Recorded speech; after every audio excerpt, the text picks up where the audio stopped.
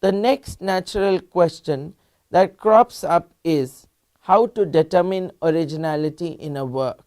We will try to answer this in the next section, which is different tests for determining originality.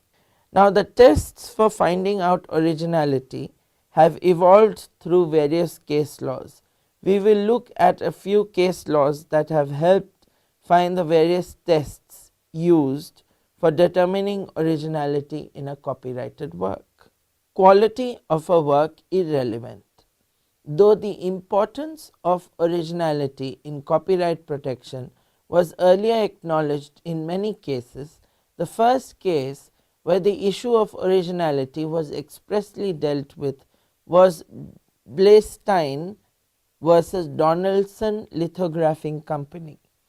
In this case, the opinion of the court was delivered by Mr. Justice Holmes. He laid down the law very clearly that the copy is the personal reaction of an individual upon nature. Personality always contains something unique.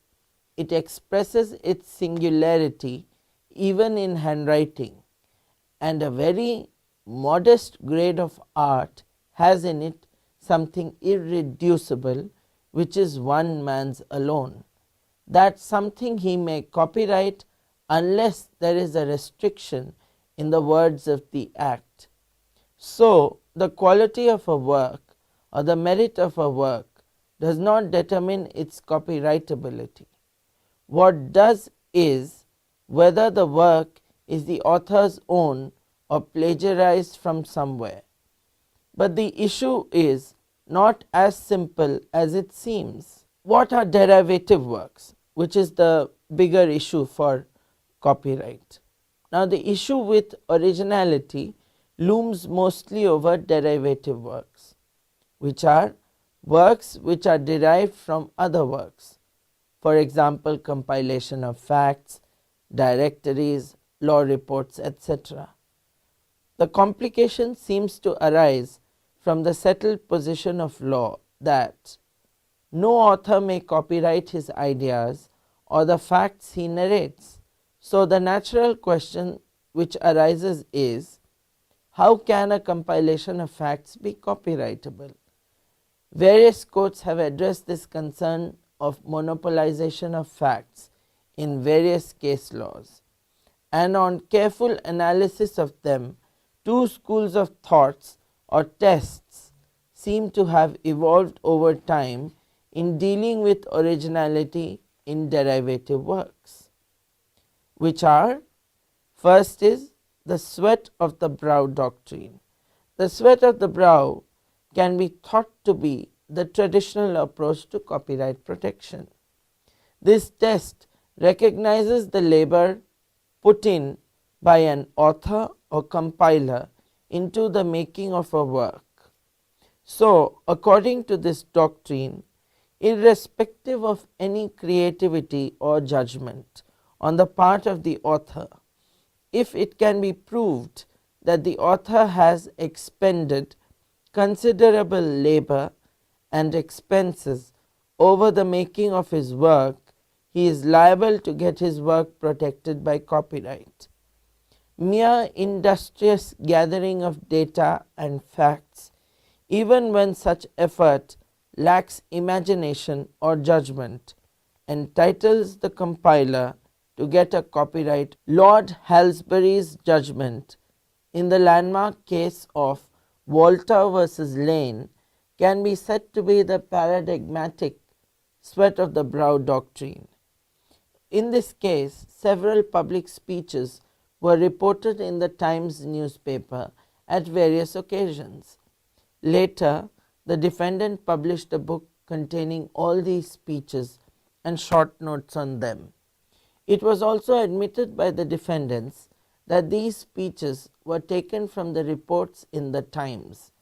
The Times sued for copyright infringement of the speeches they published. Lord Halsbury laid down that there is considerable labor involved in reproducing spoken words into writing or print and first publishing it as a book. And so, if a telephone directory can be protected by copyright, so can a verbatim report of public speeches.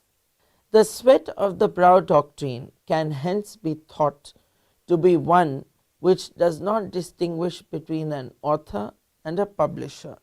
In other words, under this doctrine, a publisher is equally entitled to the copyright in a work as an author. So the difference between a work and a product is completely blurred under this doctrine. Hence, this doctrine also seems to stress on the fact that the purpose of copyright law is less protection of authorship and more stopping misappropriation by others of any labor. The other doctrine that has evolved with time and through various case laws is the doctrine of creative standard.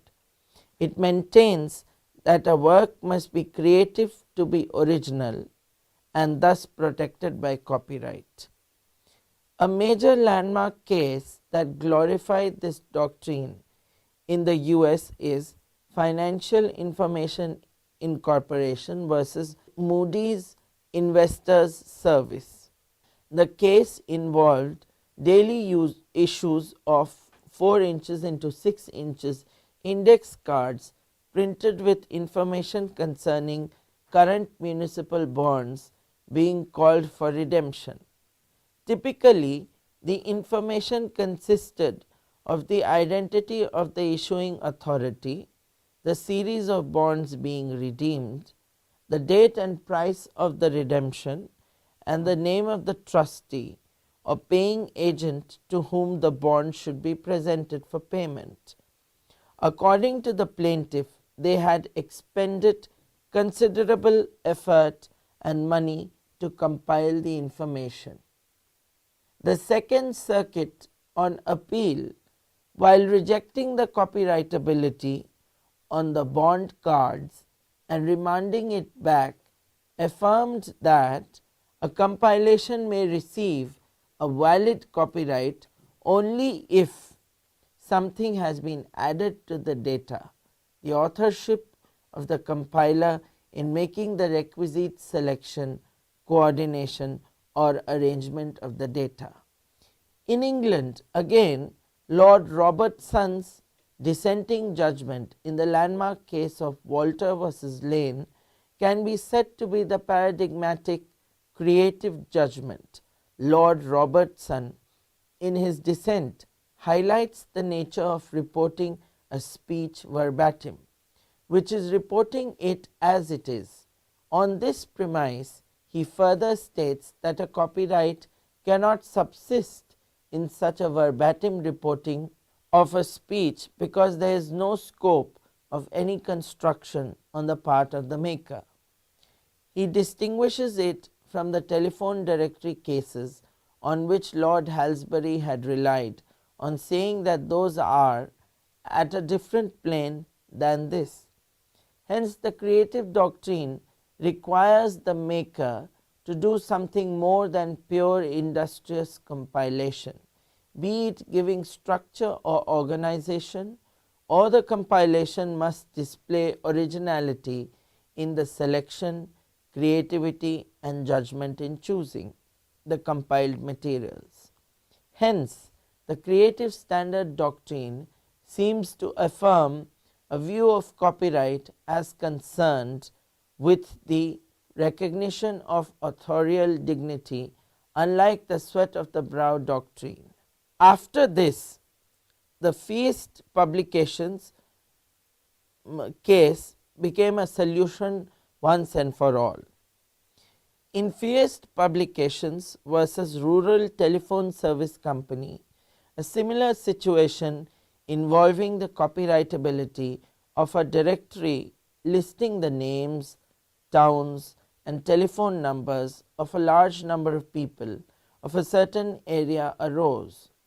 On the question of copyrightability of compilations, the Supreme Court of United States emphatically laid down the following dictums. First, author is he to whom anything owes its origin. Originator, maker. 2. Facts do not owe their origin to an act of authorship. The first person to find and report a particular fact has not created the fact. He or she has merely discovered its existence. 3. The choices undertaken by the compiler as to selection and arrangement, so long as they are made independently by him or her and entail a minimal degree of creativity, are copyrightable. However, the court spelt out a limitation to this copyrightability. Copyright protection may extend only to those components of a work that are original to the author. So, if for instance the selection and arrangement are original, only these elements will be copyrightable. The facts themselves do not become original, howsoever original the format and arrangement might be. 4. Originality is not a stringent standard. It does not require that facts be presented in an innovative or surprising way. It is equally true, however, that the selection and arrangement of facts cannot be so mechanical or routine as to require no creativity whatsoever. The standard of originality is low, but it does exist. The last point, the sweat of the brow doctrine is rejected by the copyright statute as it requires selection, coordination and arrangement of facts in such a way that it as a whole constitutes an original work of authorship. Based on this test, the court came to the conclusion that the impugned directory was copyrightable because of its originality in alphabetically arranging the same. Hence, a clear position was reached by the American Supreme Court, wherein they found a middle way between these two extreme schools of thought. So now a dictionary, for instance, is copyrightable merely by virtue of its original arrangement, if it has one. But how far has India adopted or shunned these tests in determining originality?